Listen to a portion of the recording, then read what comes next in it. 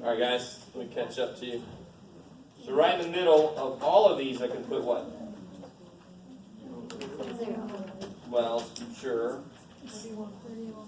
31.64. Because the mean goes in the middle. Z-scores, the mean is 0.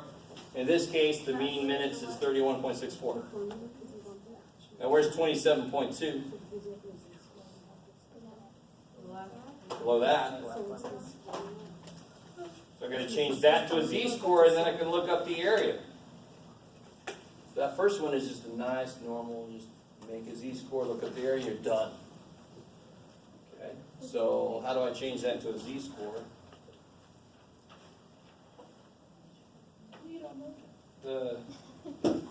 Probably that.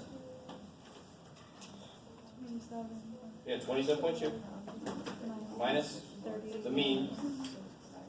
What about 7.81? And you should get good.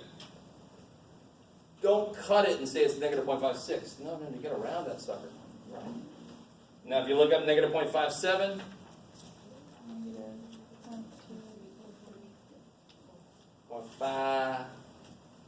simple, you get 2843. Is that cool?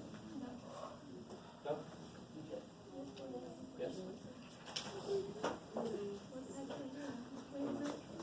You can circle that bad boy, or you can make it into a percentage. It's not negative, right? Can the probability or area ever be negative? No. All right.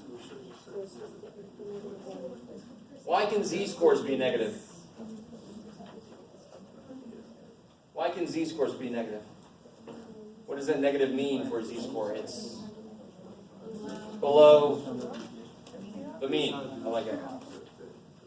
So z-scores could be negative because the negative means where it is, what side of the mean it's on. Areas can't be negative. Right? I love in algebra when somebody tell me a word problem, they say you get the area of the shed would be negative 14 square feet. I'm like, what kind of shed is that? I ain't putting nothing in that shed. It's going to be a black hole shed. Negative area. What the shit is that? Alright, that's just for me. Okay. So this one, more than 53. So again, I put my mean down, 31.64.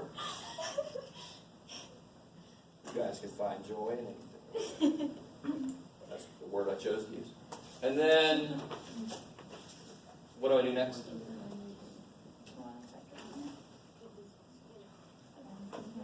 Find the z-score. I love it. You guys, you start to see, there's a definite process here. Now, let me just tell you what's going to happen. We really need to get these down. These are what I call the classic z-score problems. So just use the z-score formula, look up in the chart, and then adjust that if you have to. Like subtract it from 1 or subtract 2 areas, whatever. Then we're going to get into situations where we have to adjust it a little bit based on the situation. So you got to get this down really well so that you're okay with the minute we start adjusting things. Yes, ma'am? So we'll be using the chart for the rest of it? Yes, you will. Jeff, you asshole. Well, the one reason I do that is because the more you use this chart, the more familiar you get with how quickly the probabilities change in certain areas. You pick up things without even knowing it. If you're just using a button all the time, you ain't picking up shit except the calculator. And so you guys, I'm cool with that. And I'm like, I'm not cool with that because I have your best interest at heart. No matter how little you want me to do that. So to make this into a z-score, same old thing, 53 minus the mean, divided by the standard deviation. And what do you guys get for that? Who? Yeah, 2.73. Definitely not negative, right? It's always minus the middle. The middle is always second. And you can see I'm definitely above the mean, so I better be a positive z-score. I forgot to shade. Where's more than 53? Where am I shading? Yeah, above that, a little sliver there. So I know it should be, decently small, but I mean, again, my scale might not be right. Let's screw that. So 53 is a z-score of 2.73. When you look that up, what do you get? 9968? Is that cool? Has that answered my question yet? No. That's why you do this. You shade so you know if you got the answer yet or not. So what is the answer? Yeah, 1 minus that, which is? I like it. 0032. So there's a very small chance that you pick somebody at random and they accumulated 53-minute wait time to find a parking space during a week. If this was true, I really didn't go out and survey students. I just made up some shit that sounded about right. I know it's a little different factually, but not much, to be honest. And then this guy is the one that you got to be really, really careful. The biggest mistake I see here is people make z-scores and then they subtract the z-scores. What does the z-score tell you? The number of standard deviations from the mean to the data point or away from the mean, yeah. So to say it really quickly, and in discussion in class, we can say different things, but on the paper you got to tell me the real definition. A z-score tells you where you are. If you subtract 2 z-scores, you are now somewhere else. So you never subtract the z-scores, you subtract the areas. That makes physical sense. Too much area, chop it off, subtract that area, I get the one I want. That makes physical sense. Subtract 2 z-scores, I'm somewhere else. Oh shit. You're going to answer a whole different question. Some other parallel universe class, and you're going to do well in this one. So now, just to cut to the chase, guys, what did you get for the z-score for 15.5? Negative 2.07. Yes, negative 2.07. And for 29.5? Negative 0.27. Yep, I got negative 0.27. And now if you look up those areas, if you look at negative 0.27, you get 0.27, 3936. I like it. Where do you go there? Negative 2.07. 0192. And then we subtract those two, what do you get?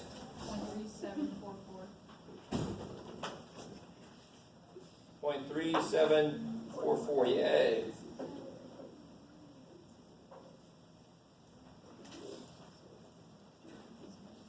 Alright, I like it.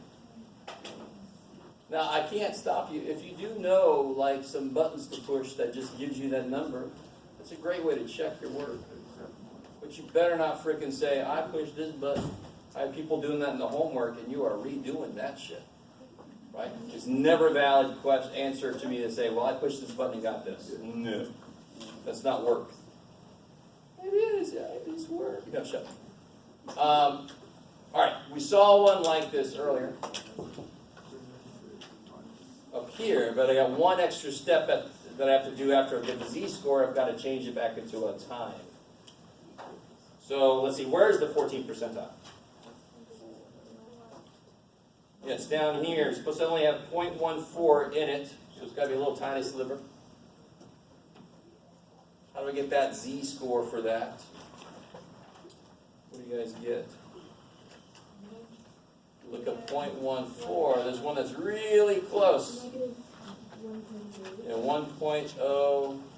I like it. So the z-score for that is negative 1.08. How do I convert that back into a time, a raw score?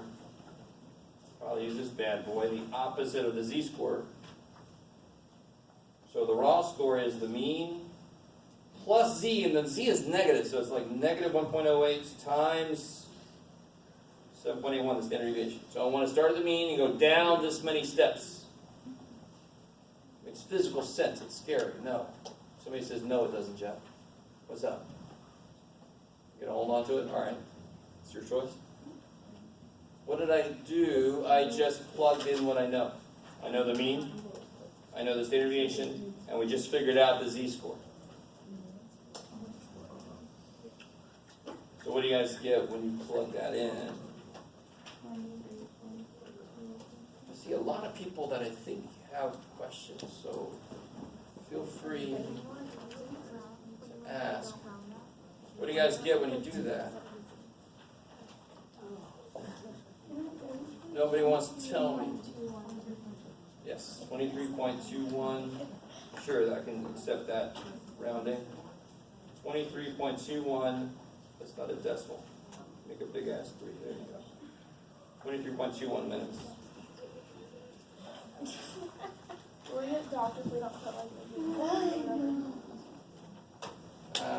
Depends on how many times you do it, I think. Just do it once, I'm going to say, what do you mean, miles? I'm going to have to be a dork. You mean light years? You mean centuries? Yeah, so. Okay. Go back to the third one. Yes. What was the third one? You mean this one?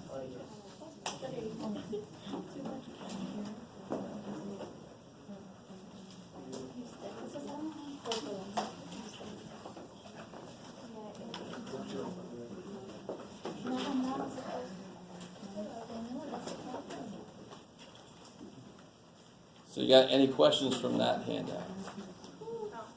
All right. So the next topic is leaving. I think that's all I want to do today. Wait, what? Can we not? You don't have to leave if you don't want to. So again, the quiz, I'll have the formulas on the quiz. Test, we'll do a formula sheet that you bring with you. Yeah. Don't forget, next week is the week of quizzes. It's my horrible addendum to the week of wow, whatever that is. It's the WOC, the week of quizzes.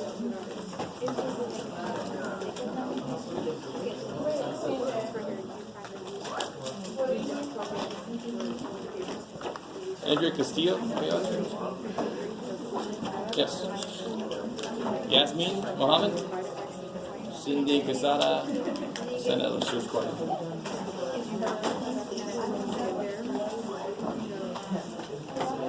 Because what we do